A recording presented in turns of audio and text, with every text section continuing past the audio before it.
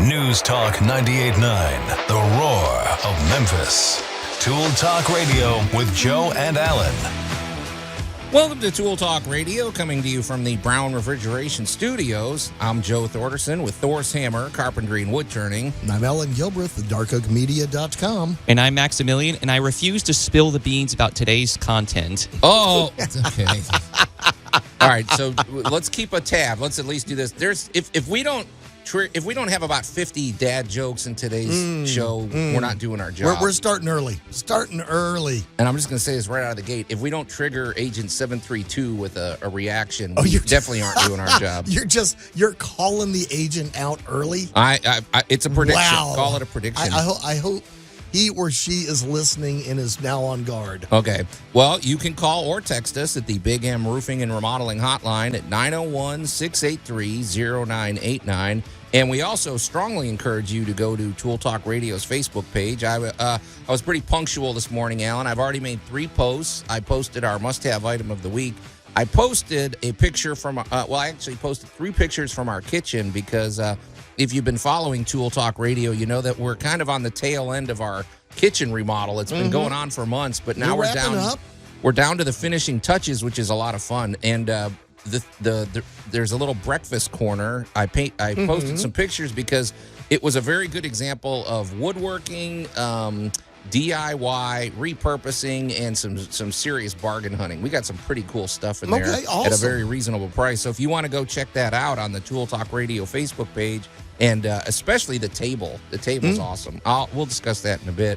Also, Allan, I posted a picture of something that was growing in our backyard. Yes, you did. And I'm not a rocket scientist, but it's obviously a weed. And I posted a picture of this thing because this is like a weed from, I don't know what, the movie Aliens or something. And it sparked a thought, Allan. Is it time to rethink weeds? Oh, yes. We're going to discuss that because, they recategorized Pluto. It's not a planet anymore. Why can't we recategorize some weeds? If I got some stories for you, I'm ready. And if I got some music running through my head about there we this. go. Yeah. All right. Well, there you go. So we're triggering everybody. And Allan, speaking of things speaking of Allan's Week in Review sounds very interesting.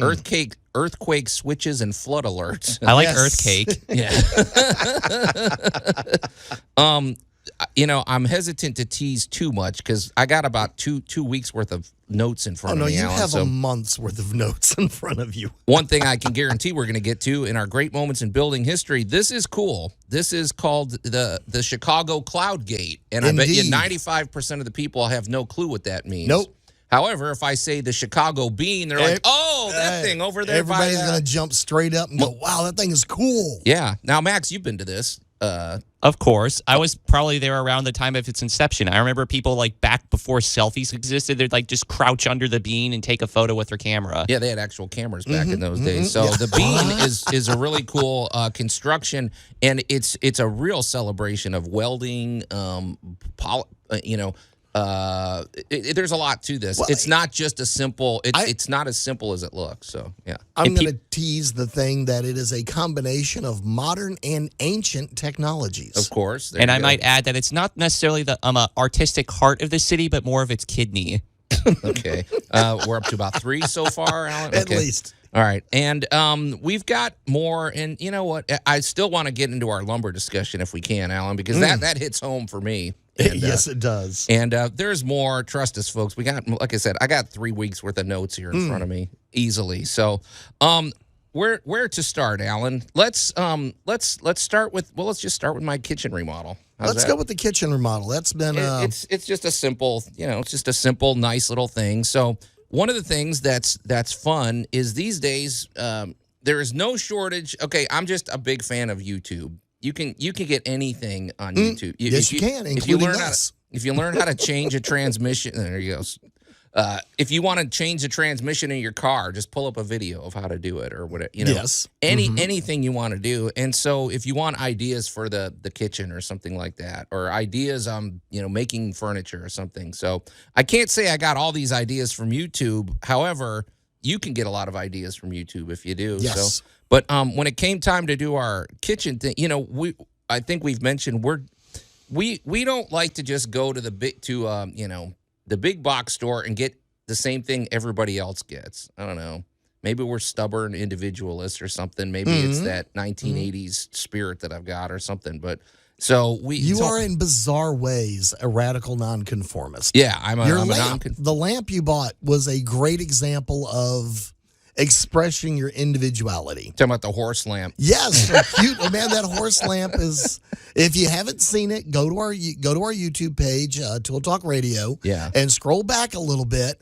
And when you see this horse, you're going to look at it and go, "That is an interesting individual." Yeah, interesting. That is an interesting individual. Yep. Well, here's the thing. So originally, I don't know if we discussed this, but originally when it came down to the kitchen table, well, I call it a kitchen table. It's really like a little breakfast area. It is not big. So this table, we had space for, maybe something less than 4 feet by about 24 inches, something like that. Very, very tight quarters we're talking about. So we were looking into this live edge stuff, and secretly, I really didn't want to do the live edge, only because everybody else is doing that.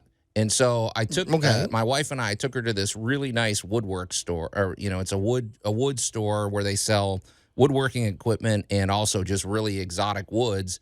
And I'm thinking, you know what? If she sees this, I can probably get her more interested in that than the live edge. And sure enough, Allan, it was like taking candy from a baby. Two minutes in, I'm like, before we commit to this live edge stuff, let me show you this over here. And suddenly she sees racks of African mahogany and bloodwood. You've seen these types of things, or ebony, and then even these purple woods, like purple whatever. So we simply bought a piece of African mahogany, which is beautiful. It's a really interesting grain, and some bloodwood. And if you go to our Facebook page, you'll see the table we made. We put those little hairpin, I think that's all they're called, hairpin legs on the table. The whole thing costs about $120 to make, and it's pretty awesome. We put a clear coat on the top, and that's all it needs because the natural beauty of the top. I wanted to say something about these hairpin legs, though, Allan, because we had to do a little hack on those. If you put, I don't know if you've ever worked with those things. They're pretty lightweight, and they're not that sturdy. Correct. And if the table is not, well, what we ran into was you bump into the table at all and it slides or whatever because it was just And so I came up with a very simple hack. I took I went to the electrical department, and the black, I think they call it non-friction tape, something like that. I wrapped it neatly around the bottom of each of the feet, and you can't even hardly see it. And it's got just that tiny bit of grip. Yep. Where it stays in place, and now the table is like rock solid. You can't It won't budge. It's not budging. I'm like, it's very satisfying because we were looking at tables, and you know how things are. You could spend $500 or $600 on a table that everybody else has. Right. Now we have a table that nobody else has, so it's pretty cool. So I don't know. And you kind of earmark. Well, there's something to that, and especially for people that like to go junking or that kind of stuff. When you find original pieces like this, they are the first ones to go. Yeah. It is not the table made by the Acme Company in 1940 where they made 30,000 of them, right? And everybody's seen them in the antique store. It's the Grandpa Jones special in the corner.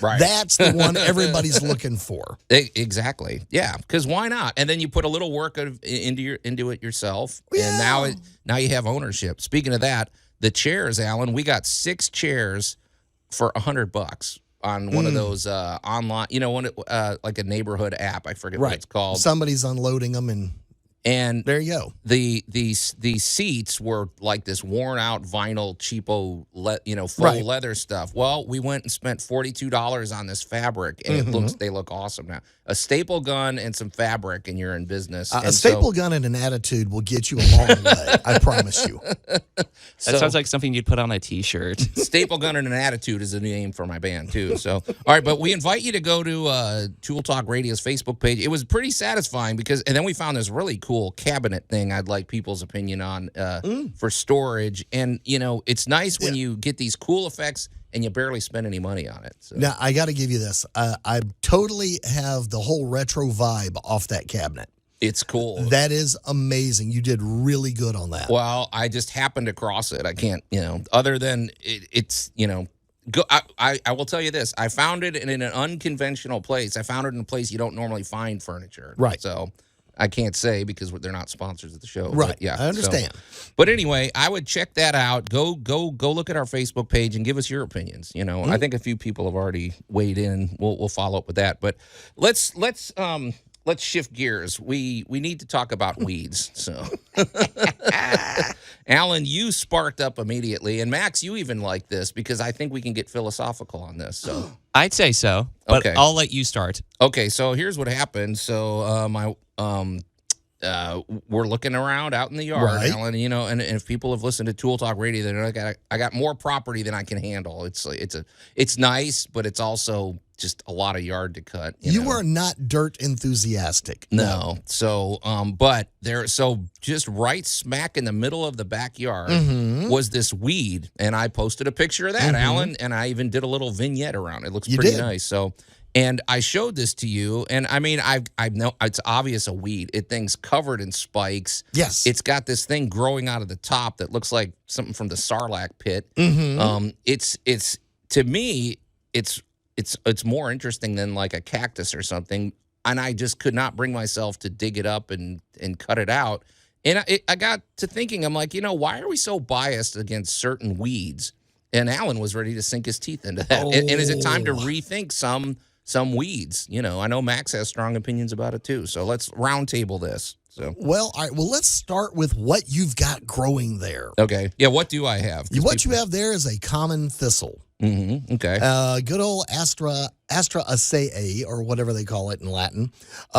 These are awesome. They're big. They're fluffy. They're pointy. They're prickly, and they taste like cabbage. Wait a minute. Okay, how could you possibly eat this thing? It's covered in. I mean, you would not want to bump into this thing. You don't want to bump into it, so. but you can use some scissors and trim off the leaves. Okay. And trim off the little spikes, and you don't want to eat the heavy veins. Those are kind of bitter. But the I love how this turns into a food conversation. Well, we're going to start with you wanted to rethink a weed, and let me tell you, a lot of weeds, what we call weeds, used to be dinner. Okay, I don't doubt that because I mean, if it's edible, it's on the table. If it's edible, it's on the table, and a whole lot of our friendly vegetables have not so friendly relatives. So here's the big disclaimer: always, unless you know what something is specifically, you are dyed in the wool, you know what it is, don't eat it, because there's a lot of stuff out there that you can only eat once. I didn't think this is where the conversation was going to go, but okay. But a thistle is a big, major investment. But thistles have a lot of uses around the world. As a matter of fact, there are even thistle farms in other countries. Thistle farms. Yes. Okay, this thing is covered with spikes. Yes. How'd you like to be the one that has to harvest that stuff? I mean, you better have your welder's gloves on and everything. Dude, I know they taste like cabbage. What do you think I do? I think that's the more intriguing thing is the fact that he knows what these things taste like. He knows what everything tastes like. Okay. Well, Except the thing that didn't kill him. Hey, makes you stronger. So the thistle, now, the most famous member of the thistle family is the artichoke. See, that's interesting to me. Because the artichoke is Audrey 2 from Little Shop of Horrors. I got my own beefs about artichoke. I think they're very wasteful foods because you only really scrape literally the bottom of the part of it, and that's about it. It's like, how did we just... Oh, you have so been misinformed. Oh, I have? Poor thing. Oh, my gosh. All right, we'll take that. That's a sidebar. We'll table that discussion. We'll table that for now. Yeah. So, yes. All right, well, one, your thistle is useful. Okay. It can be eaten. It is, however, a big, huge thing in the middle of your yard that is covered in spikes. Right. I mean, now, if we still had the kids and they were small you got at home, it's got to go. Joe, I thought you'd be happy about that because it's literally like a landmine to protect you against the squirrels. Well, no. If we surrounded the house with them, maybe, but yeah, I think the squirrels would just jump. You over weaponize your thistles. Yeah. Weaponize the thistle. Well, it has a distant cousin called the dandelion, which is a much maligned pest of your yard. But the poor dandelion has had a tragic fall since we discovered the suburbs. Okay, because Allan, a dandelion looks like a nice flower. There's people that spend money and buy fertilizer and spend effort to make flowers that's in my opinion, don't even look as nice as a dandelion. And so. they pop up early and they seed out in one day. A dandelion flower only lasts about 6 hours. Yeah, you can watch them. I mean, you could literally sit there and watch them You grow. can. Yeah. You can indeed. However, at the turn of the century, if you went to the most expensive hotel in New York and ordered a salad, the main ingredient in that salad would have been dandelion leaves. Yeah. That's how you knew you had arrived as new money. Dandelion weeds. It wasn't until we began moving to the suburbs and everybody found out this thing grows everywhere. I mean, that's to me is the thing. So wait, but you got to harvest it quick, right? Well, the leaves are fine. You can grow them in little pots and have dandelion salad anytime you want. Okay. You don't necessarily eat the flowers. You eat the leaves. All right. So here the poor dandelion is much maligned. The thistle is a perfectly useful plant, but let's face it, it's a little rough around the kids and the dog and all that. All these prickles everywhere. Well, can I ask you? What I meant to ask you was, if we didn't touch this thing, how big could it conceivably get? Oh, 3 or 4 feet tall. They can get absolutely massive. But then at that point, is it spreading roots underneath the ground and everything? Well, it's not the roots; it's the airborne seeds, like a dandelion. Okay, so we and probably, it produces thousands of seeds. All right, we probably better nip this in the bud. So. I wouldn't. I just want to hear it say, "Feed me." All right, I didn't think about that, the airborne spread, because we don't want our yard covered in this. One is interesting, but okay. It will spread a lot. It will spread a lot. Okay, but what? Why are some things weeds and some things are? Is it just weeds are random? They'll grow anywhere. They're no, all right. Pernicious. All right. Well, what we consider a yard in the Mid-South. So, all right, for all of our people listening in Texas and Florida, I'm about to brace yourselves. Okay. We have, drum roll please, Bermuda. Yeah. Bermuda, in most parts of the country, they sell products to do nothing but kill Bermuda grass, because Bermuda is highly invasive. Yeah. In the Mid-South, we have Bermuda grass because we have such funky weather. You know, it's hot one day, it's cold one day. You know, the running joke is you can have all 4 seasons in a day. You can. I mean, if you don't like the weather, stick around, it'll change. Right. Bermuda grows very, very well in this area. However, it's not a Kentucky bluegrass. It's not a fescue. It's not a Florida type grasses. So there are all different things that we consider good plants, and we still have this kind of 1950s mentality about what a yard is. And that's changing drastically over the last 20 years. Okay. A yard is not just a big empty grass farm. No. A yard has now become fruits and vegetables and edible landscaping and bushes and all kinds of different levels and a lot of water features. Oh, yeah. And this is where I feel we get a little philosophical, because I must ask. That's all Max wanted to do is push a button. Okay, Well, that's done. A lot of people are discovering that, hey, dandelions were edible. Thistles are pretty. Right. But, you know, they're gorgeous. They're huge plants. Do bees like thistle? No, do bees like dandelions? Bees like thistles, dandelions. They love clover, oxalis. Clover's a weed? Well, yeah. I mean, If you don't want it in your yard, clover, you know, it depends on what you're doing. If I've got, you know, a nice pasture out here, everybody loves clover out there. Okay. Makes the bees happy, keeps the critters happy.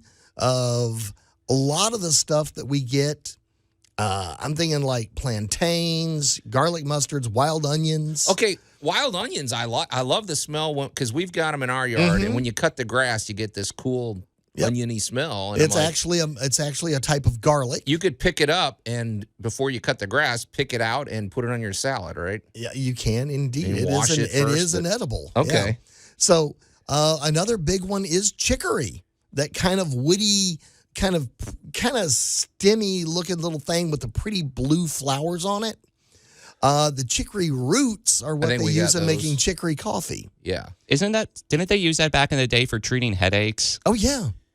Okay. Yeah. So welcome and that's a weed. Yeah. That's well, what it's I'm a weed saying. now. It's like, Okay. Well, stinging nettles, one of the most healthful plants on the planet. But if it's in your backyard and you step on it, you're going to break up the Roundup because it's a stinging nettle. Right. Because my major beef was that this is something I've been kind of getting at for a while. Getting back to the whole philosophical notion is like why do we view certain things with a certain degree of hostility when they might actually just, they're just trying to live their own life and everything. We have pest control because it's like, oh, we don't like bugs or whatever. I understand it to an extent, but it's like, why can't we be a little bit more friendly towards the humble weed? Huh. Yeah, I'm starting to think the same thing because, just at first glance, I'm like, oh, we got a big weed in our yard. Then you really look at it, it's like, this is a very interesting all of your plant. mints are basically weeds. We even have some of our spices, like dill is actually dill weed. Huh. These things, depending upon its use and its application as to whether or not it is a plant or a weed or something that's invasive that's escaped its containers. Yeah, pretty interesting. So, all right. Well, I knew you'd jump in on that. I didn't realize that half the thing would be about how edible these things are. But he was talking about edibles. I was talking about how you can weaponize it. Yeah, of course. So both work. Okay. All right. Pretty interesting. So, and like I say, if you want to go to our Facebook page, check it out. You'll see. That's a big thistle. That's a big old thistle. And thanks to everybody that's weighing in. Of course, our buddy Robbie Allan is weighing in, and Pam jumped in and she gave us a big salute on the table. So that's cool. Awesome. So keep it coming. Get over to Tool Talk Radio's Facebook page and check out the action. All right, Allan, it's time to take a break, but when we come back, it's gonna be a mixed bag. Okay. Among them, Allan's Week in Review.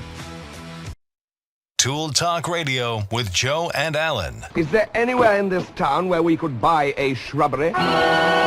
News Talk 98.9, the roar of Memphis. Felt appropriate. I got to give him credit on that one. Just go to my backyard today. We're giving them away for free. So. Bring a shovel. Get Absolutely. Robert the Shrubber. There you go. And welcome back to Tool Talk Radio, coming to you from the Brown Refrigeration Studios. I'm Joe Thorderson with Thor's Hammer, Carpentry and Wood Turning, here with my buddy Allan Gilbreth from darkoakmedia.com and our pal Max over there behind the glass. You can call or text us at the Big M Roofing and Remodeling Hotline at 901-683-0989. And we invite you to go to Tool Talk Radio's Facebook page. There's a few posts up there people are reacting to. I want to welcome a new follower, Kathy. She jumped on. She's awesome. She's doing. Everybody should do that. I'm proud of the fact, Allan, we don't spam. Is it called spam on Facebook? I don't know. We don't waste your time. We put up things that I think you're going to want to see or hear. You may not waste their time on Facebook, but you certainly waste their time here. Okay. Well, we do our best.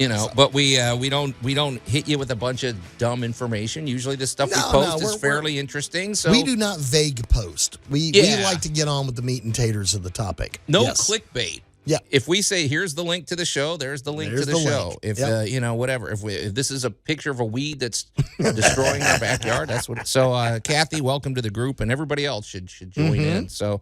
And a lot of people. Angel just had a very too long of a post to put in there, but she was reacting to our conversation about recategorizing weeds. Is it time to embrace some weeds? Is it time to certain of them? Yeah, leave some of them alone and put that pesticide away? So. If you missed any of that, of course, you can check out any of our past shows. Allan, tell people how they can do that. They need to pop over to tooltalkradio.com and they can either catch our podcast with YouTube or Spotify. Pop in, subscribe, send us a message, catch up on all your old stuff. And the best part is we're portable. You can take us with you. That's the way to do it. Yep, absolutely. So, and binge listen. So, Hey, Max, so people are chiming in on the text line. The thistle discussion. First, I'll get back to the thistle discussion. Our good old buddy, Agent 732, said, this is a thistle-based vocal exercise. Theophilus Thistle, the successful thistle sifter, thrust 3,000 thistles through the thick of his thumb. Oh, that is awesome. Now do it again on under 5 seconds. So, no, okay. I don't want to risk having to hit the dump button on myself. Now, did Agent 732 write this this little? It wouldn't surprise ditty? me. No, that is actually an elocution exercise. Okay, because I think Agent 732 has way too much time on their hands, whoever they are. But you can always count on them. And like I said, if we don't get a reaction from our discussion about ancient Roman toilets coming up, Oh, yeah. we're not You doing our job. tease that one out there. And then, Okay. of course, we had Robbie with an inquiry. This is a little bit of a sidebar, but who cares? It says, please ask Joe, why doesn't he have quarter around his baseboards? I realize it may be a northern thing, and he asked because it's so common around here. Okay, so I post this picture of this cool table. It's got a light fix, all these things, all the chairs and he zeroes in on the baseboards. Yes. Okay, well, Robbie, All right, I'm that's not awesome. totally done. I do need to I'm going to put quarter round down. I have a few little finishing touches, but it's amazing that That's where we're he going to put. zooms in on that detail. I'm We're going to reminded- put in the Joe "Give me a minute" button. I'm Give me a reminded minute. of a more fancy version of that quote, and that's I have yet to begin even to fight. Yeah, it's almost there. But you know how it is when you get to the end of a project like this. Those little annoying things like putting quarter round down and stuff, they sort of go lower on the priority list when you can, it's like, okay, I can either make this really cool table and get the light fixture or put quarter round down. I'm like, well, you're getting there. I'll get there. So, okay. Anybody else? Are we caught up, Max? We're all good. Okay. So, lots of activity today on Facebook and the text line. So, hey, Allan, in a minute, we're going to get to Allan's week in review because this sounds very timely and interesting. Speaking of timely and interesting, we have to discuss our good buddy Larry Brown from Brown Refrigeration, who, okay, Allan, 3 or 4 days ago, it felt like a jungle outside. It was hot. It was humid. It was muggy. Literally, in the 80s. flipped a switch, and the next day you're wearing a jacket again. Yep. It's in the 30s. So I don't know, man. I don't. I do not envy him many days. And so, my gosh, you need your. I think the heat and the air conditioner were on in the same day. So you need a functional HVAC system, and there's nobody better than Brown Refrigeration. It is a rock solid company. And that is what you need. This is nothing to play games with. Your HVAC system is a finely tuned system that I still really can't understand, Allan. I try. You know how there's there's just thing. I don't understand open heart surgery. I don't understand everything about an HVAC system. It is very complex. In my opinion, it has to be finely calibrated. It needs to be functioning at peak efficiency. And so just because you turn it on and things happen doesn't mean that it might not need a tune-up.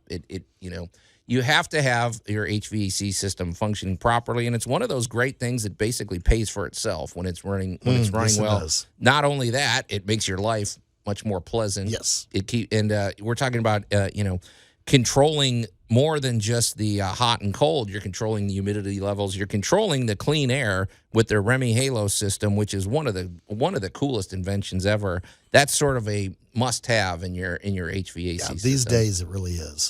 Kicking out the UV power of the sun to add cleaning particulates to the air as it comes out. It's always a good idea, too, to get your system tuned up at least once or twice a year, or just an overall checkup. Yes. You go to the doctor to get checked up. Well, check up on your HVAC system. A rock solid company. They also have great financing available too. If you ever need a system, maybe you weren't ready for this. Well, it's zero interest. They have all sorts of great financing options. Pretty much everybody's going to most people will qualify for several lenders. So get in touch with Brown Refrigeration. We love these guys, and it's just a rock solid company. You can get in touch with them directly, 901-362-1881, or go to their very easy to remember website, brownref.com. All right, Allan, let's hear it, my friend. Oh, the humanity.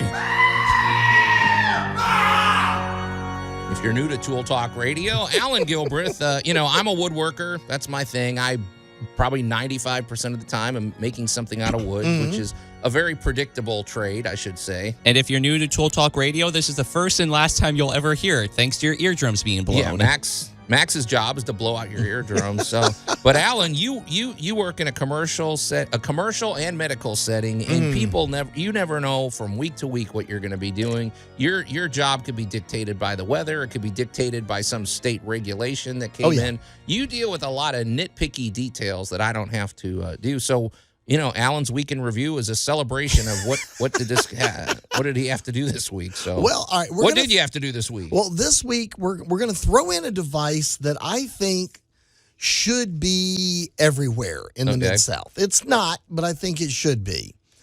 There is a device that goes on your gas meter, and it is called a seismic switch, or affectionately called sometimes a California switch. On your gas meter. Goes on your gas meter. Okay. And what this does is it is sound sensitive, pressure sensitive, and most of all, like disruption, tornado, flood, or earthquake resistant. So it's triggered by vibration. What it does is it turns off your gas.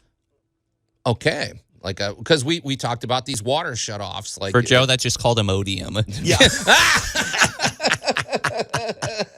Again, more foreshadowing. Okay, we're up to about 9. So okay, we're keeping a running tally of the dad jokes today. So okay. Pepto what? Wait, so motion activated. Right. So fail safe. That's cool. It is now if you see one of these things, and I think like the house should even have one. I'll be honest. I think a lot of things should. Yeah. Now they're not cheap.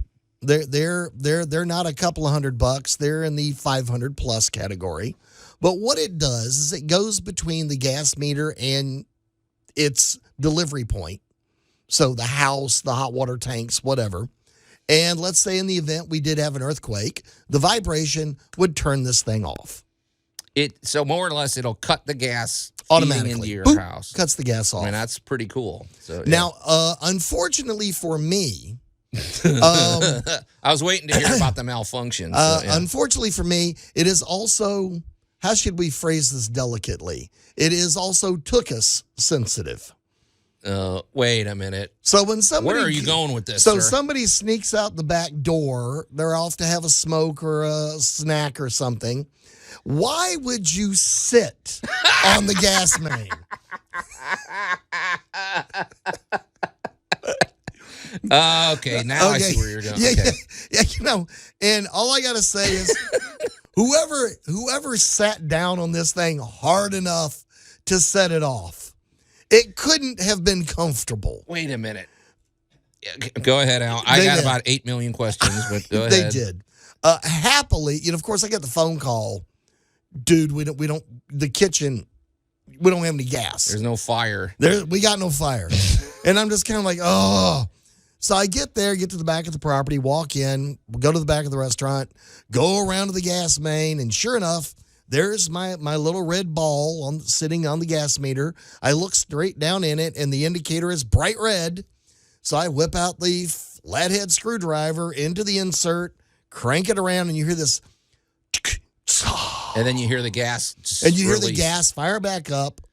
So there's now gas going back to the kitchen and the restaurant so they can get through lunch rush. And then you have to go in and go, remember, nobody bump that.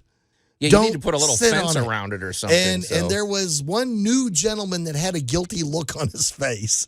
I'm not saying he did it. I'm just saying you looked awfully guilty. That's all I got to say. Okay, Allan, could he have been sitting there? Maybe he's resting against it, and he's got some headphones on, and he's tapping his feet to some tune while he's. That's enough to activate this thing. They're pretty good. You bump them, you just give them kind of a little bump, and they will turn off the gas. What if a raccoon runs across the top of it? They're not heavy enough. However, you get a couple of them playing grab raccoons. I think they're also pretty much capable of sabotage. Yeah. I mean, if something, like I said, about anything over about 20 pounds of pressure impact, which ain't much, will turn these things off. They are amazing devices. I think every home, every business should have one, especially if you're in an earthquake zone. However, I would definitely put a little post or something in front of it just to make sure people didn't like bump it with a cart or hit it with a lawnmower or something like that. I was going to say, what if you're building a fence and you're driving something in with a sledgehammer 20 feet away? Would that? You could probably set it off. Yeah. It's reminding me of some of these things. Max, you were talking about your Jeep, the Silver Chariot. Yes. And you've got Max is sort of, he was born in the wrong era. He should have been born like 400 years ago or something like that. But he was complaining about these sensors because didn't you have like a couple sensors that were Calls in the- malfunctioning? And They were kind of stealing from the inline six's ability to do its job just because it was giving them wrong readings. And so it's like my whole beef was that, like to Joe is like, why do we have these sensors anyways? Because like we just have if a car that had just raw engine wouldn't have been hindered by the tiny little sensors bullying them.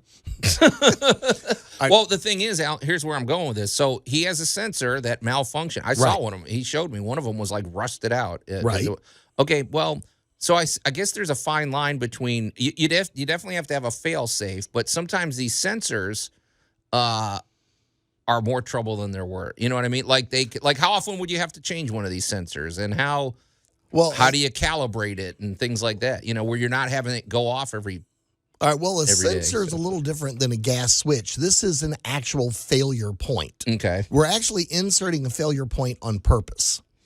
No, because I get if that, something does happen, and it's not to the point where like every day. This is like a once in 10-year event. Okay. Somebody didn't know and somebody walked was out doing there. something out there. Somebody walked out there, and I know exactly what they did. They snuck out there to have a snack, and they sat down on the pipe. And when they sat down on it, they sat down heavily. They had to do something more. I'm picturing the scene, Alan. They stepped outside.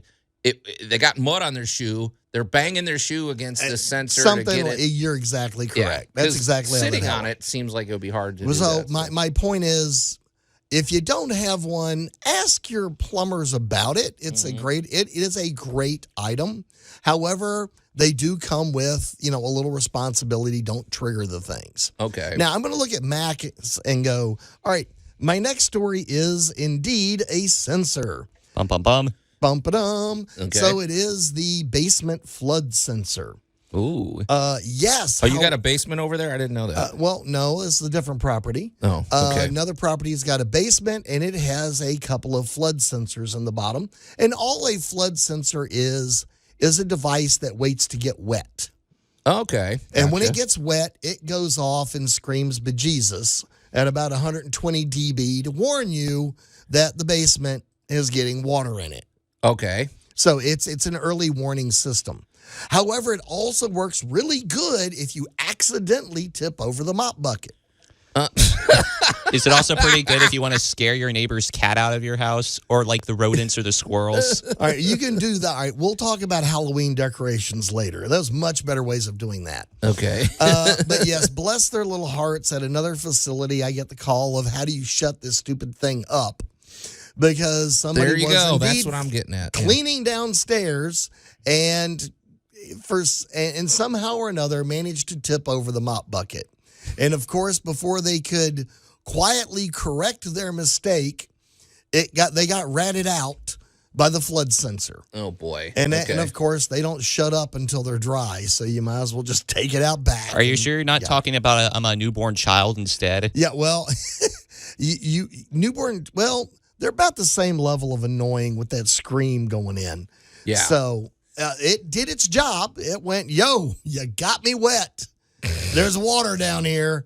And it started hollering. Can I ask you something? Because Yes. you're really making me think. Because sensors, I keep looking at Max because, like I said, one of his big bugaboos is sensors going bad on his car. Right. Your engine actually runs really good, right, Max? The inline six is a little bit more of a engine of attrition. It's like it'll last longer than the V8, but it doesn't put out as much power. But yes, it does last a long time. Okay, and my guess is, just for pure marketing and everything, is they don't make sensors to last 30 years because they want to sell more sensors, whoever the sensor manufacturer is. So I'm assuming, but Not really. Are sensors made with that? Okay, like our phones. Our phones are, we get 2 or 3 years out of them, and then we have to get a new one.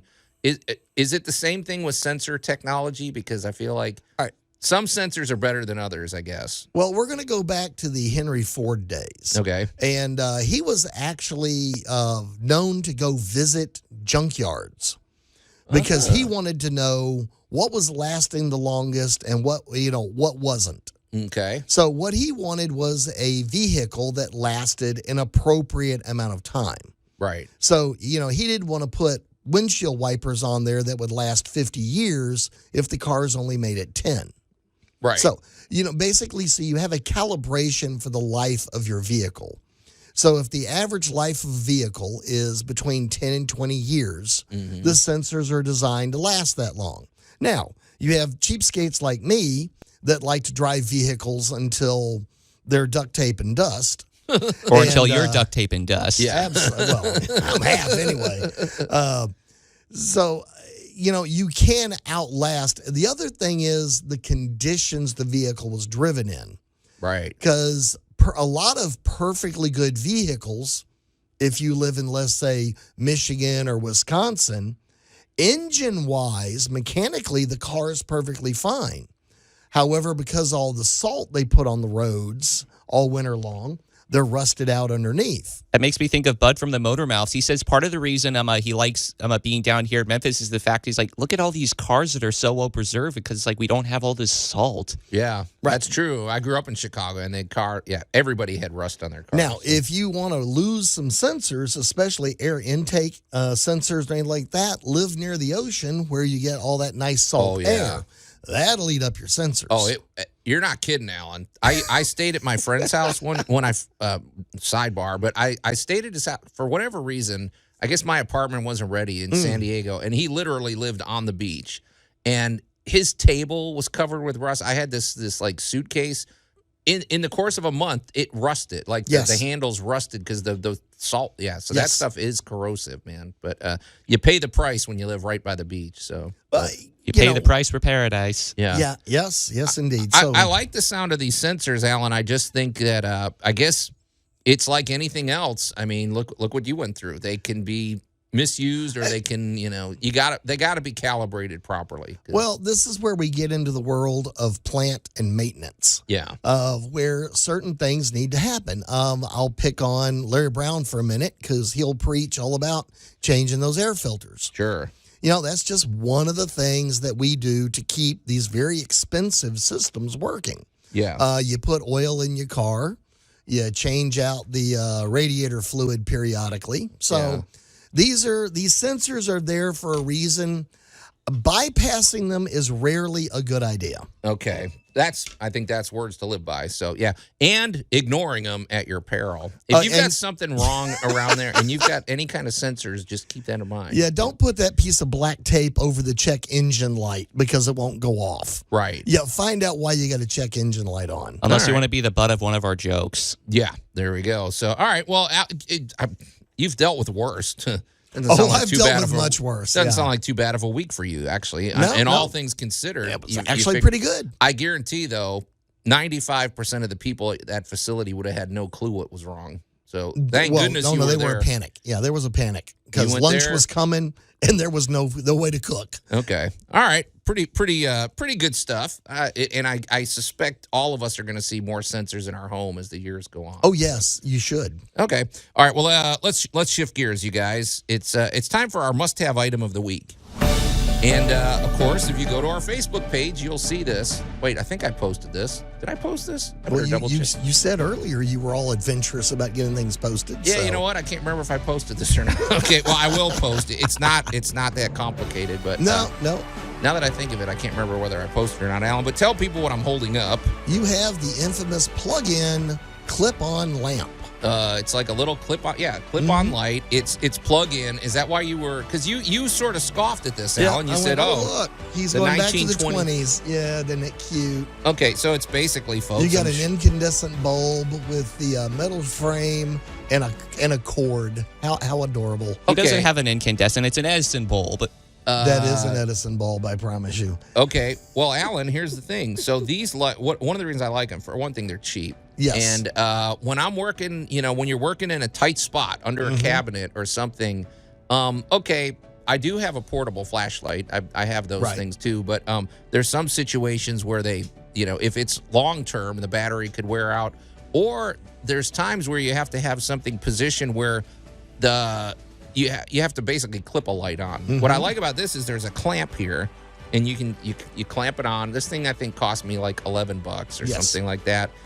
You can put whatever kind of bulb you want in there, and if you want to take that little shiny metal cover off, you can take that off. It's versatile, is what I like about it. I will assent. I have used that before, and it is rather practical. Yeah, they're good. I keep a It few was for of my these car. around the house. So working on the car, I think they're great. I mean, so. What's your beef with them? Oh, well, there's about 1,000 modern alternatives now. I can also agree to that. Yeah, they're battery powered and we'll just say LED And magnetized. They come in magnetized, they come in adhesive, they come with a rope, they come with a clamp. There's honestly probably at your big box store at least 20 examples of how to click on a light and light up an area. So, Allan, is your wooden cabinet magnetized? Is that what are you going to clamp it to in that situation? The LED comes with a clamp. Okay, all right. Allan just really scoffs at anything plug-in anymore. I think that's your thing, right? If it's plug-in. Well, I don't. All right, you work places where there are plugs. I'm 40 feet up a scaffolding.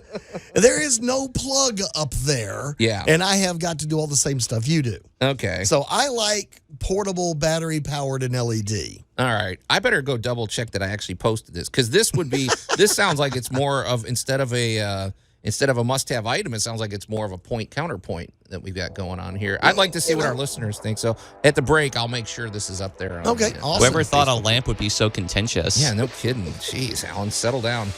You're listening to Tool Talk Radio. Tool Talk Radio. Hour one's in the can, Allan. I don't know where it went.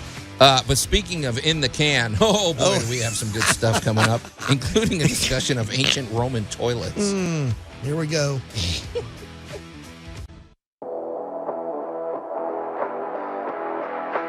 News Talk 98.9, the roar of Memphis. Tool Talk Radio with Joe and Allan. And welcome to Hour 2 of Tool Talk Radio, coming to you from the Brown Refrigeration Studios. I'm Joe Thorderson with Thor's Hammer, Carpentry and Wood Turning, here with my buddy Allan Gilbert from darkoakmedia.com and our pal Max over there behind the glass. You can call or text us at the Big M Roofing and Remodeling Hotline at 901-683-0989. And, of course, we invite you to go to Tool Talk Radio on Facebook and check out the action over there. I was mistaken, Allan. I forgot to post our must-have item of the week. However, I just did it. So if you want to see an action-packed photograph of the clip-on light that was our must-have item of the week, knock yourself out. Angel gave it a like. You can always count on her. She's like... if there was a cheerleader for Tool Talk, it would be good old Angel. But you said somebody during the break was weighing in about what was this? Something about rust or something like that. Yeah, well, our buddy Scott sent me a text that goes, I grew up near the Jersey Shore. Okay. And had a 1992 Dodge Neon, and the floor rusted through. Oh yeah. And I saw that many a day, like the Flintstones. Having lived on South Padre Island for a little bit, we were all known for getting coated sheet metal. Mm-hmm. You'd go down to like the boatyard, and they would have scraps. Yeah. And for an extra $5, he'd cut it to fit like the floorboard of your Volkswagen. Oh yeah. Because you had rusted through, and you could see the ground as you were driving around. Yep. Okay. Yeah. Because it's pretty corrosive stuff. So, hey, Allan. Shortly, pretty quick here. We're going to get to our great moments in building history, which is the Chicago Cloud Gate, which I actually like the name, but it was quickly renamed the Bean, which I think if you've seen pictures of the Chicago skyline or something, you will. Well, no, I should say. Well, we're going to get to that. Just stay tuned. We'll discuss it shortly. I want to quickly follow up about something, though, because, last week we had our good buddy Jay Hill. Let's call this our public service announcement. Our PSA. Jay Hill was on, was it last week? Yeah, I guess it was last week. Just last week, yes. Reacting to the recent storms we had, because, man, I think everybody in the middle of the country saw this. Some places got hit really badly. We had about 7 hours of continual tornadic activity, which that seems like a lot to me, Allan. I don't think... Yeah, we're not used to sustained dragging storms right. like that. So naturally people had damage because, Jay deals with the exterior of your home, especially your roof. And one thing that he mentioned to us that, I mean, we always hear of these scams. We hear of people that are, I paid this contractor half the money up front and he disappeared or things like that. And unfortunately, when a situation like this comes up, okay, you're already the victim of a tornado disaster. Your home's already been ruined, and then now you got to worry about being victim to some, to scammer. So he was telling me kind of what it looks like and for things to keep an eye on. And among them, one of the good things is when, because he was heading off to Arkansas over here to help over there. He said these days, though, you have to show your credentials. Like you can't just pull up in your pickup truck and go, hey, I'm here to help, Right. So he was touring some of the damage and talking to some of the homeowners that were affected. And I was happy to hear that. But he said some of the things that happen are people look like they're genuine contractors and they, they pull up, they've got the equipment, they know the lingo. And he said one of the things that happens is somebody will say, well, I'm going to leave this, they get their big deposit. They get this big chunk of money from you. And then they say, well, I'm going to leave this pump here or whatever it is and so by virtue of them leaving a piece of equipment, you get the sense of, okay, well, this person's obviously coming back. Right. Well, what you find out later is that's not their piece of equipment or so. I mean, it's pretty awful. They found, so I don't know. I would just strongly recommend that you get everybody, verify, especially when you're talking about something as important as replacing a roof or something like that. So just don't. If anybody asks for a large chunk of money up front, you should be wary, But this is the time. Don't make a bad decision, while you're panicking because it's better to wait for a competent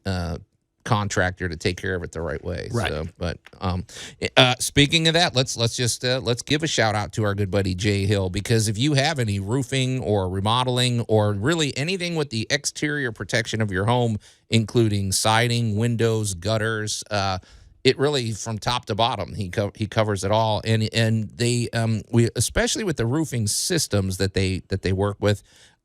They are strictly with GAF, which we talk about GAF a lot on the show, Allan.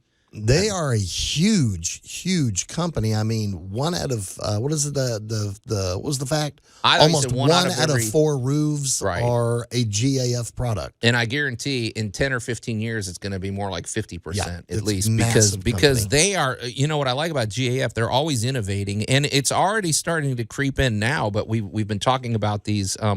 Shingles that are going to be going onto your roof very soon. They look like a normal shingle, but what they're actually doing is absorbing solar energy converting it into it's powering your home, which that's cool. That's going to, you talk about a roofing system. And but these are lifetime transferable warranties. When you install a roof with Big M Roofing, that's what their warranty is, which is sort of shocking to me still. I mean, a lifetime. I've never heard of that growing up. That shows that they stand behind their product. The roofs run much more efficiently. You and I both had our roofs replaced by Jay Hill, and my utility bill has been noticeably lower ever since I got a new roof. Also, siding, gutters, windows, they do it all, and they work in a systematic way. And Jay, he's always 5 stars with the Better Business Bureau and Good Housekeeping, and he shows up on a job. We talk about his competency, Allan, but one thing that's great about Jay is you feel like this person actually cares about my problem. You know what I mean? Well, the most impressive thing to me is when they actually met with the insurance agent looking at my house. Right. And being kind of a computer guy or gardening guy, what we do, Joe, you and I have a tendency to talk in lingo. When it's just you and me, Geek we go to the restaurant. Right. We have shorthand for like Mystery Science Theater or something. We do. We have our own little lingo. The amazing thing was watching him and the agent talk forms and there are all these, there's order such and such and this provision and that provision. I don't know that stuff. Right. Well, because Jay was a former insurance agent, and that's part of his expertise. So if you have to make a homeowner's claim, Jay can help you navigate that process. He's really got a unique skill set, and also he has relationships with I think over 30 lenders at this point. And so if you need to finance, it takes literally about 90 seconds, and you'll get qualified, and you can select the terms that work for you. So just rock solid company, just a fun guy to work with. I always enjoy when Jay comes on the show too. So get in touch with Jay. Call him anytime. Call him at night if you're bored. If you want to talk about the latest, Grizzlies game or something. Yeah, he'll be thrilled about that. He'll love that. Call him directly at 901-484-5645 or go to bigmroofingandremodeling.com. All right, Allan. Hey, this is going to be cool. And now, great moments in building history. I wasn't sure if I'd have to give you the hard sell on this one. You know, sometimes, folks, just a little peek behind the curtain, sometimes when Allan and I are doing our show notes, we don't always agree. No, that's true. Sometimes we'll have ideas for things, and it's like, okay, that sounds boring. I don't want to talk about that. Or didn't we just talk about such and such? Or whatever. Right. I had to twist your arm to talk about Wrigley Field. But this is another Chicago, I would call this, okay, so it's another Chicago icon. Can we get out of Chicago after this week, Joe? I hate to say it, Max, but there's a lot of great building projects There's a out lot there. of cool stuff in Chicago. I got to give Chicago mad props for that. And this is honestly for the centerpiece of your park. Right. This is awesome. Okay, so I grew up in Chicago, and I've watched the evolution. It used to just be called Grant Park, and they changed it to Millennium Park. And as I recall, growing up, Grant Park was just this big open area. I mean, it's funny. It fools you because you look at it, and you're like, oh, I'm going to walk over to that side of the park. And 2 miles later, you're finally there. It's one of those, like, I think Vegas is that way, too. I'm going to walk to that casino 2 things down, and it takes you like a mile and a half to get there. Yeah, so it's a big place. The scale of it, and I really enjoyed back in the day. It was just kind of this open, place. It was. They've done some developing, and they've done a good job of it. And there's like now a theater out there, and in the very center of it though is this. It's basically a sculpture. We've talked about this before, like the St. Louis Arch. Mm-hmm. It doesn't really serve a function other than the aesthetics, and it's just it's a conversation piece almost. Well, that's what this is. This is a art installation, and folks, I'm sure you've seen it, and if not, just Google the Bean, and you're going to see millions of pictures of it. But we wanted to talk about that because, Allan, it's very high tech, and there's a lot of components that go into this thing. It looks like just a big shiny round bean shaped. I don't know what, piece of glass or something. Well, let's call up the artist. What about the year 2000 or so is when they started commissioning all this. Right. Yep. And they got hold of an artist, a British artist by the name of Anish Kapoor. Right. Yep. And he is kind of known for really tying things in to the environment. That's what I like about him. So, yeah. And so he came up for Chicago, this really bizarre idea that wound up being, he called it the Cloud Gate.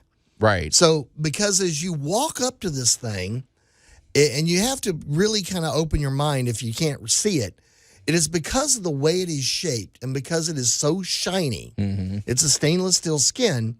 It reflects the clouds and the sky and everything around it in these kind of, I would have to say fairgrounds, funny mirror kind of ways because of the way it's shaped. Yeah. Now, you got me kind of even curious because I only remember seeing people taking pictures in front of it and below it. But now that we have drones, what does it look like to get a shot of the bean from above? Just go to YouTube, Max. You'll find plenty of it. I watched that last night and I was going, just the idea is as you walk up to it, you get to see basically a gateway to the clouds. Let me is what he wanted. Let me give out the pertinent specs, Allan. This will help people envision it. So basically, it is this odd. So it's like a giant bean. You Looks can like walk a giant underneath. bean. Yeah. Like there's a little archway. You walk inside, and inside that is this dome almost. And then in the way light and the way things reflect off it is very interesting. So it's 33 feet high,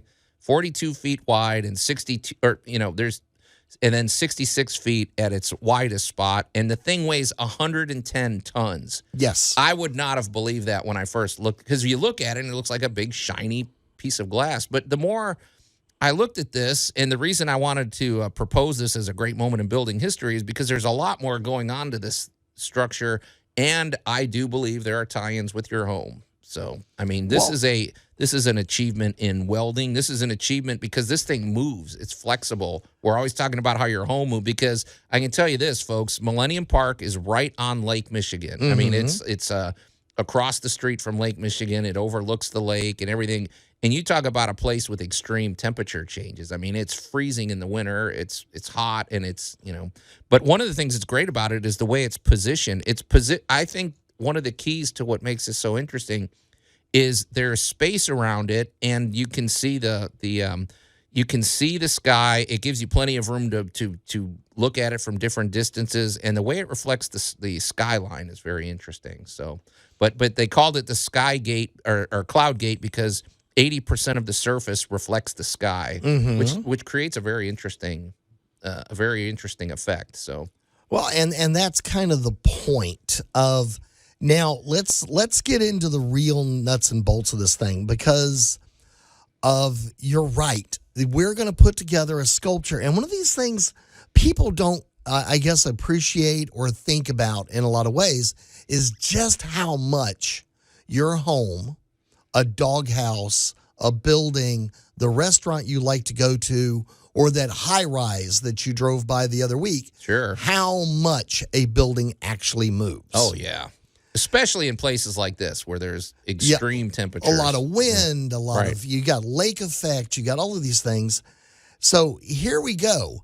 And obviously you're not going to cast a solid piece of anything at 100 tons.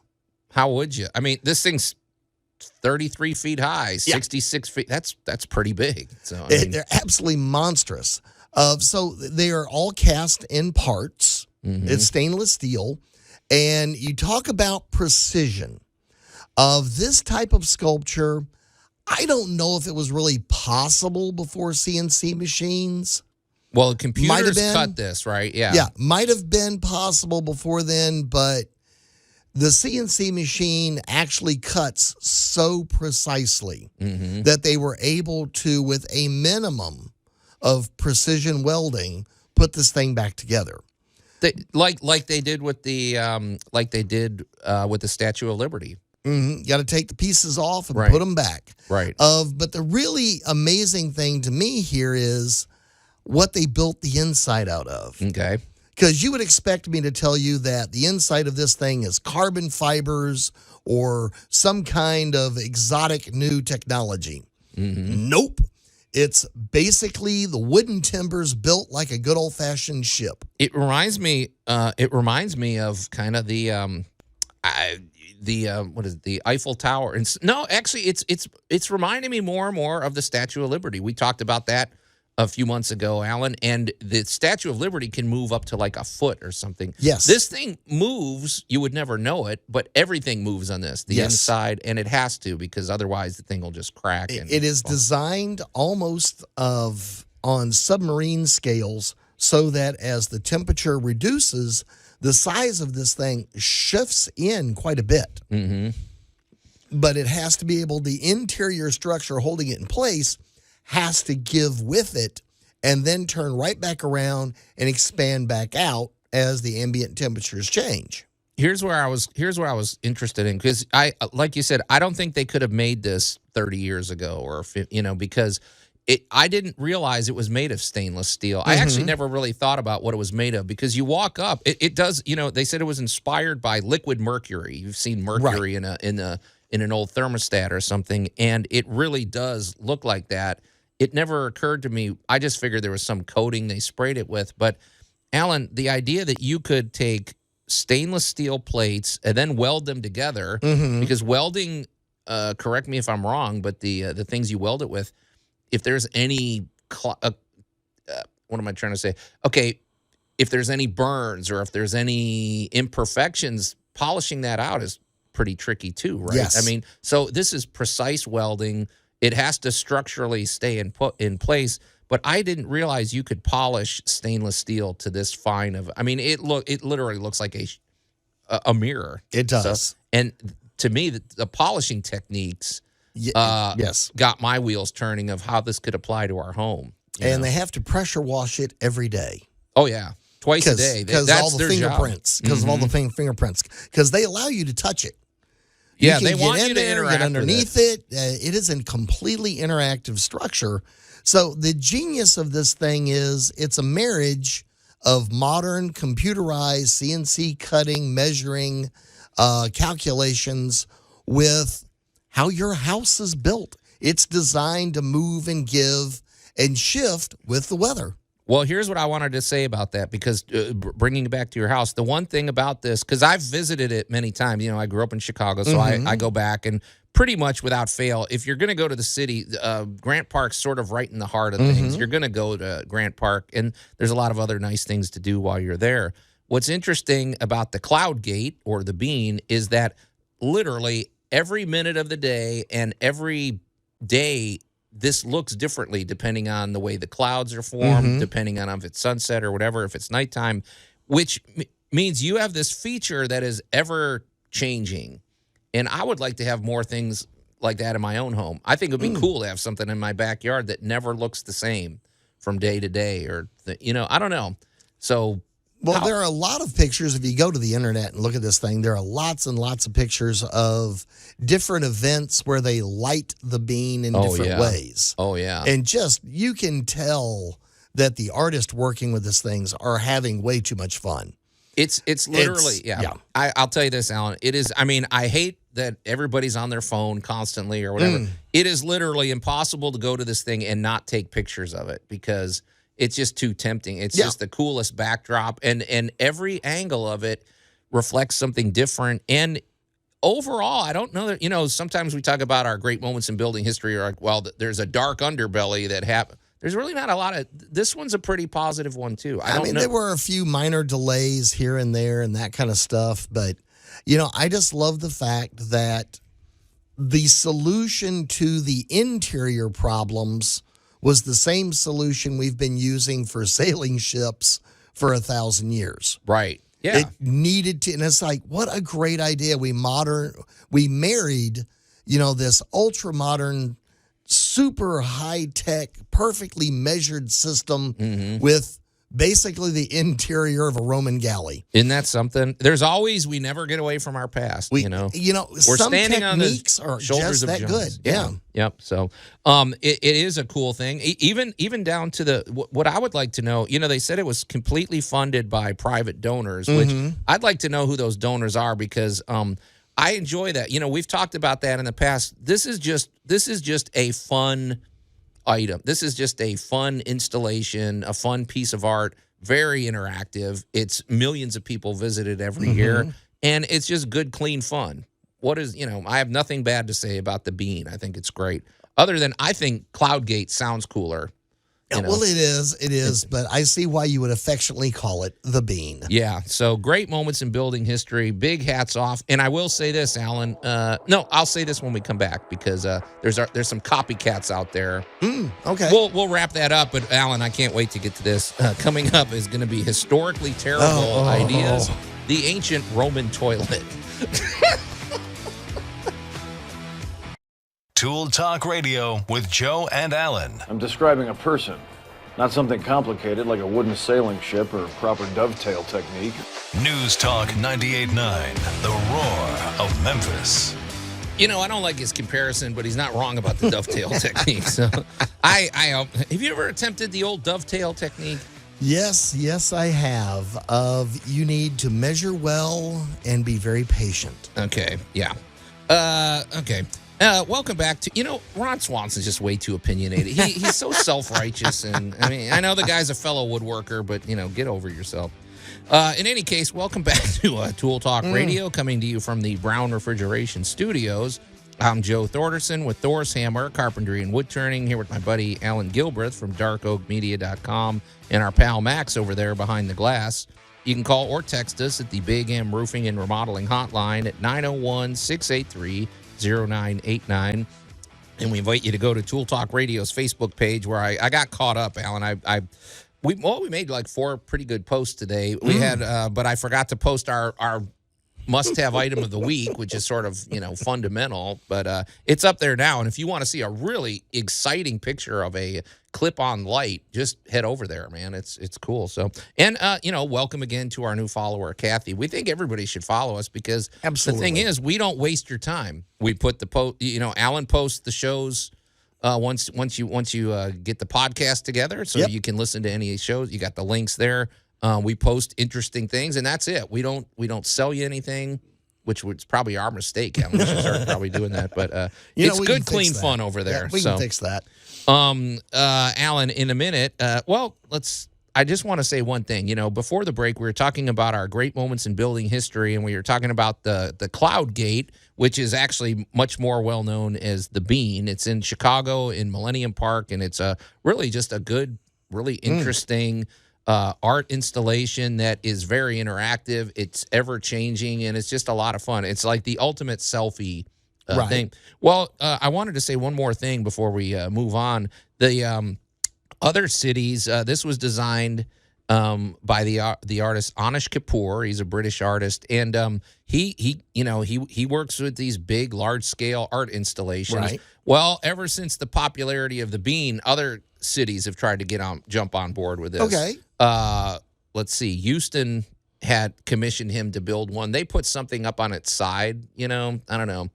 I'm not impressed. But then they did, and then New York did one, but they tucked it under like this they tucked it under the corner of a building right off of a sidewalk, and I have to believe it's going to cause confusion. People are going to walk into this thing, whatever. But it also doesn't give you the scale. I would still say, and I'm not just saying this because I'm from Chicago, but I'd still say the Bean stands alone partly because of where it's located. It needs a thing like this needs to be out in the open where you can get the panoramic views and where there's lots of different things that can reflect off it. So, these copycatters, good for them, but I still think the Bean in Chicago stands alone. The original will always be the original. And if you have other opinions, and if you're from New York or Houston and I just insulted you, well, go over to Tool Talk Radio's Facebook page and chime in and give us your thoughts. So, all right, Allan, it is time to change gears. Here we go, my friend. Oh, my. This armor's useless. Why do we even wear it?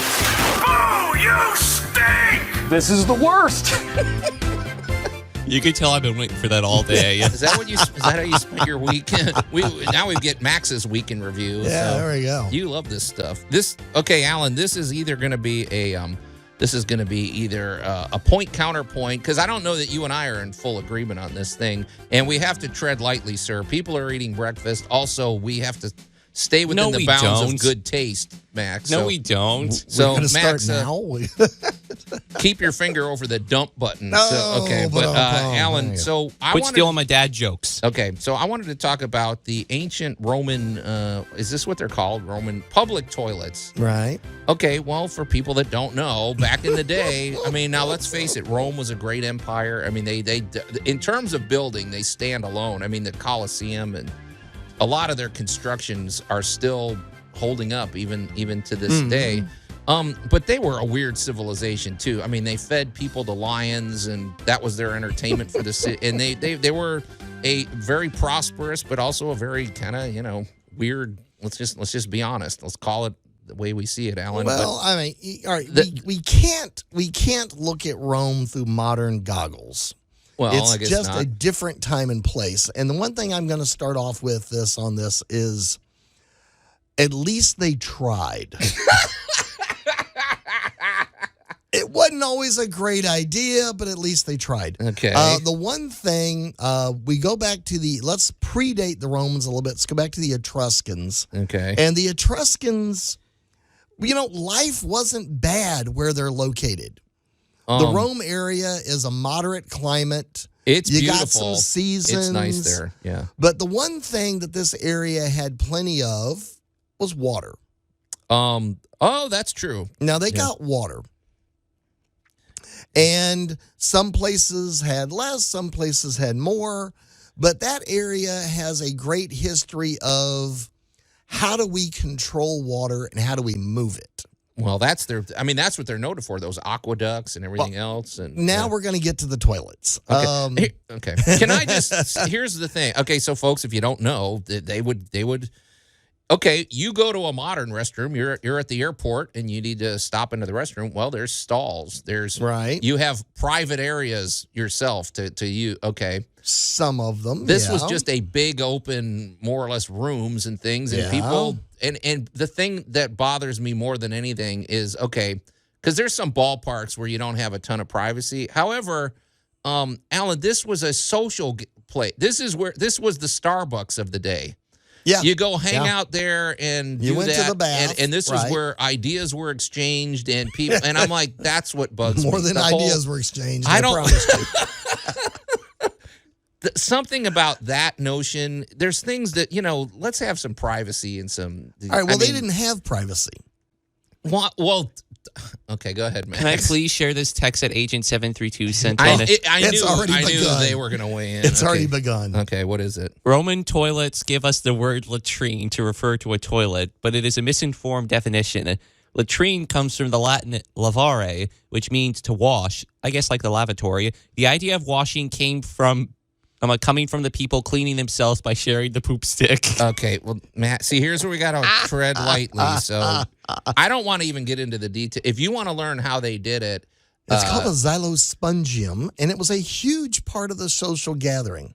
Okay. All right, so this is before toilet paper was invented. Right. Toilet paper doesn't show up for a very long time. Thank you, problem China. has nothing to do with my problem has nothing to do with the plumbing. I like that they were trying to, because things went down there and water washed it away. Right. My big thing is I don't need that to be the social hangout. Let me set the stage for this for just a moment. Just be careful. And then, why did I bring this we're up? then we're gonna tell you why it was a terrible idea. Okay. Okay. So you have your Roman bath.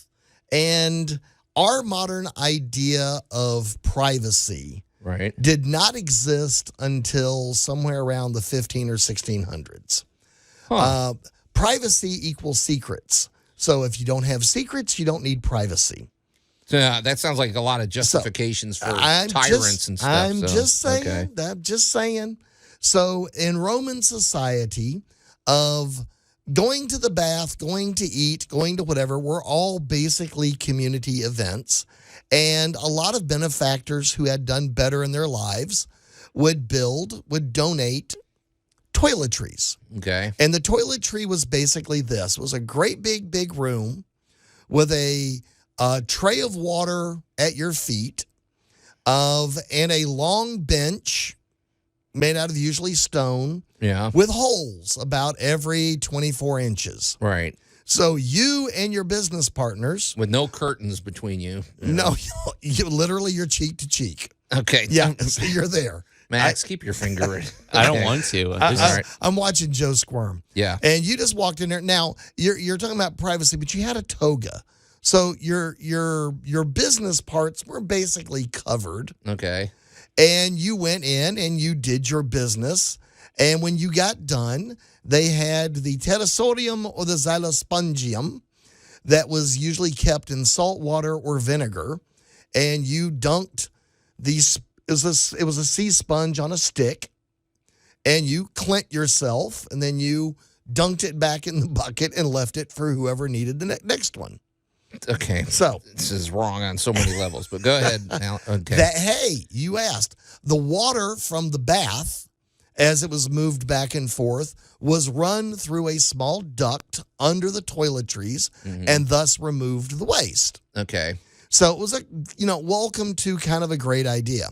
The problem is most of the aqueducts and stuff were open air, so you did not want to be on the downside of this thing. Well, I was going to say, okay, so the plumbing end of it, it's about 80% there. They're taking something unpleasant. They're washing it away, but they didn't have the pipes. They didn't have it enclosed. They didn't have like the coverage, right. Part of the reason I just wanted to even mention this is just because I almost laugh every time I hear somebody go, things have never been worse, in the world. I'm like, we are so spoiled. We even... I'm thinking of outhouses. I'm just thinking of just normal bodily functions that we had to do. how miserable that was back in, Yeah, not even that long ago. And so just the fact that we have modern plumbing and everything is such all I got to say is human history did not smell good. Right. End of story. Humans stank until Dr. Lister came along and a few guys came up with something called soap. Right. So our modern sensibilities are not the sensibilities of the past. No. Do you know why everybody got married in June? It's because you didn't stink so bad yet. Now, how do you know this? Is this one of your No, that is an urban age. myths? No, that is an age-old adage because you had all of your spring showers. So when you're working the fields and all that kind of stuff, you had to get the stuff planted.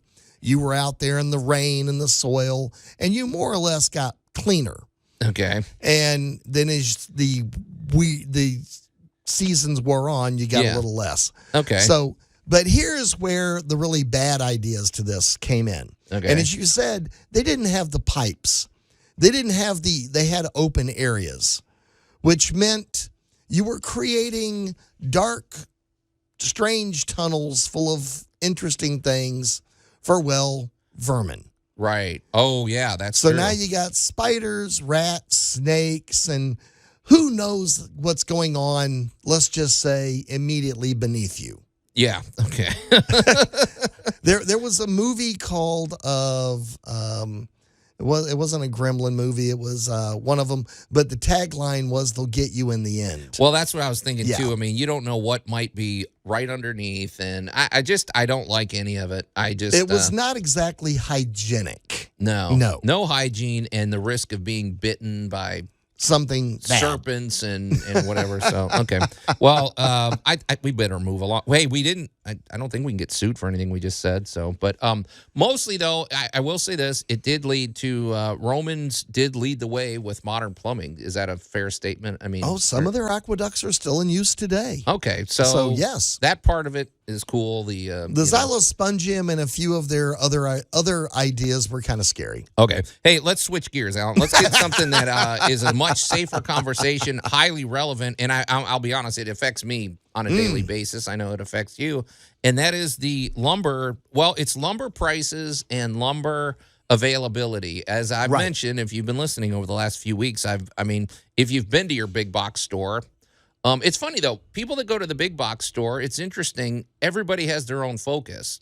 Some people never walk to the lumber section. They're over there. They go to wherever. They go to the appliance section or the tile or the paint section or something. But you and I pretty much are in the whole store. I mean, I know that store like the back of my hand. I'm there literally just about every day. Yes. And, different big box stores. And one thing that's inescapable is lumber was something I took for granted for years, Alan. I mean, I built things out of wood for years, and basically if I needed something, I went to my big box store. If I needed a large supply, I talked to my buddy Brian over at the Pro Desk, and they deliver it to me. Mm-hmm. Then 2020 came along, then the pandemic, then supply chain stuff, and then weirdness. And man, there was a period you couldn't get lumber, and if you did, it was ridiculously expensive. And now there's lumber spilling out there's no shortage of lumber at the big box store right now. But also, Alan, the prices mostly are, I would say, they're still a little higher than they were before 2020. But there's some prices that are leveling out. However, there's some prices that have not gone down at all. I saw a sheet of plywood the other day for over $100. I'm like, okay, that was unheard of before. That same sheet, it was a finished grade, but it would have been, $40 or $50 back in the day. So what is the current situation with lumber? That's what I guess I'm wondering, because there's a lot of dynamics at play right now. Well, there is. One, California's not on fire. Okay, because that affects it. Let's just start there. California is not on fire. Meaning the demand that they had to rebuild their homes. And Also the supply. Right. Okay. Because, guess what's on fire? Right. Trees. Of the managed forest system, I'll give people like International Paper and other companies mad props for really getting the product cycle of bringing paper products and lumber products to market down to a good fine point. Okay. basically whatever is being removed from the market and going to market is being replaced. Okay, so good. we've got a good supply chain there. There's good supply chains around the world. The biggest thing is the supply chain is still just a little dicey because of the pandemic, and then you throw in oil prices and all these kind of things all impact this. That's what I wonder, because gas is still pretty pricey. I mean, it over costs $3 money to move these things, so right. that cost is passed along. Also, you have to look at the manufacturing process. Is it just a raw 2x4? Is it plywood? Plywood is a lot of labor. a highly processed product. Right. So, and because of that, plywood's pricing is about 6 months to a year behind the current supply.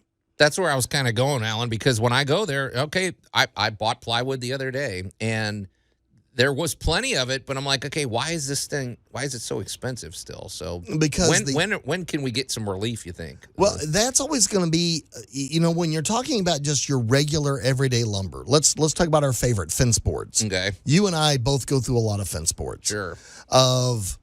That's about a 90-day cycle. So what you see now was bought and paid for as a commodity 90 days ago, 6 months ago. It might even have been sold as a future. Okay. I never, this is a very basic question. I don't know why I never asked you this, but, okay. So let's suppose I run a big box store. Right. And I need fence boards or something. So right. I order and pay for those boards 90 days out. Is that what you're saying? Maybe a year or two out. So if I paid a premium price, well, I have to make that money back. So I can't just exactly. I can't buy it for $2 a board and sell it for $1.50 a board or something. Exactly. So, okay, because I didn't realize they paid in advance like that. That makes a lot of sense to me. Well, why the prices don't instantly drop. Yeah. Let's just take a short-term crop like corn. Okay. All right, that's not something we're really worried about the big box store, but it's a great example.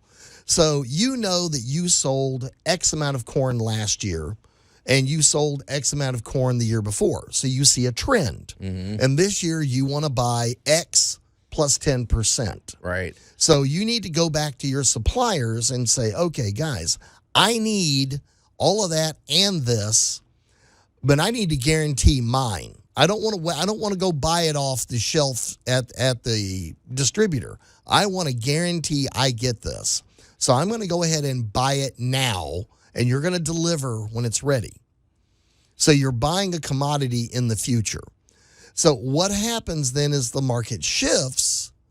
You're stuck paying that price, or congratulations, you just made the deal of the century. Welcome really to how like the market shifts. Yes, because I never thought about that stuff, but it's a good point. Because if you're the person growing the trees, well, you got to cover your expenses. Exactly.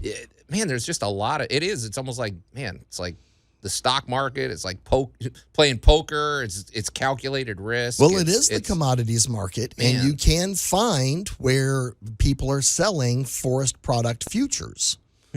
Going, okay, you need pine cones because you're XYZ hobby shop. Well, you need 200,000 pine cones in time for Christmas. Well, if you want to guarantee those 200,000 pine cones, you've got to order them now so that production makes sure that you have enough pine cones.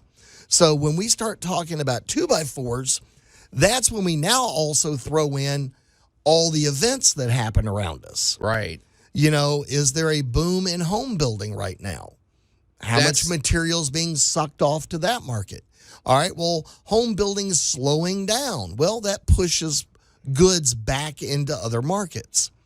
So there is a lot of factors at play that decide the price of that 2x4 or that sheet of plywood. Well, I feel like if you're a contractor these days, especially, the work I do, I never thought about lumber prices before 2020. I got to be honest. It just was something, it was sort of predictable. It was kind of steady and everything. And I just feel like, man, from a business standpoint, you better understand all the dynamics at play here, because you may, especially if you give up, like these days when I give a quote, I always quote the labor and materials separately, and I point out that this is what I estimate the materials will be, because I don't know. And I always recommend too, if we once we sign off on the agreement, let's go get the lumber now. Let's go buy it. This is what it costs, and we'll keep it stored in the garage or something. But it's important to know, because you could shoot yourself in the foot if you're a contractor and you underbid and you don't predict all this stuff. Well, and how do you predict a forest fire, or Right. how do you predict a hurricane? Right. You know, because that was also a big part of what you and I were talking about Florida 3 years ago. Yeah. Because you were complaining that we couldn't find fence boards, we couldn't find standard 2x4s, we couldn't find just everyday, just knucklehead stuff that everybody should have. Yeah. There weren't any.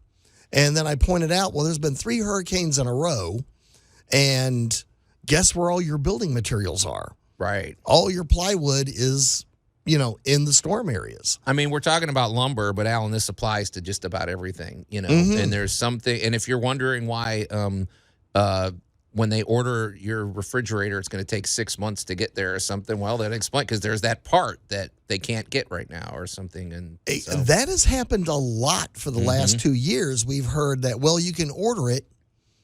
And as our buddy Larry Brown has told us on his supply chain, that sometimes he may be as much as 6 months out getting the basics he needs to build a certain kind of system. Yeah. Very so interesting. it helps to really think ahead, plan a little bit, and watch your pricing trends. We're going to follow this story with great interest, Alan. But but we don't want to get out of here before we check in and find out. Let's shift gears, Alan. What is going on with Dark Oak Media this week? So apparently it's bell peppers. Okay, all right. Well, I wouldn't have predicted that, but go ahead. Neither would I. I have to say thank you for pushing me a little bit to start recording stuff and posting it. Well, you are posting your gardening videos, which is good. So, Well, that is our big hit at Dark Oak Media this week. Apparently, it is all about tomatoes and bell peppers. Okay. We've also got our internet. It came from the International Market Tasting Show. Plus, let me ask you this, which are all doing very well. But this week's big star happens to be how to plant bell peppers. There you go, Alan. Never underestimate. So, okay. Now I want to talk about what I do, Alan. I build things out of wood for the outside of your home. I'll build inside things, but I like outside stuff. So if you want a deck or a patio cover or a pergola or like we said, if you want a wooden Stonehenge built in your backyard, oh boy, that's the stuff I like. So I love woodworking. It's something I've done really since I was like 13 years old. I've always had a passion for it, and I'm pretty good at it. I'm not going to lie, Alan. So the thing is, my prices are very competitive because I have a low overhead. Keep that in mind. So if you need any of that, get in touch with me directly. You can call 901-921-7105 or go to my website, DorisHomes.com. Gosh, the clock's already... The clock is merciless, Alan. The show's over. Nothing we can do about it. So this has been another action-packed episode of Tool Talk Radio. On behalf of my buddy Alan Gilbreth and our pal Max over there behind the glass, I'm Joe Thorderson. Thanks for listening, and we'll see you next week.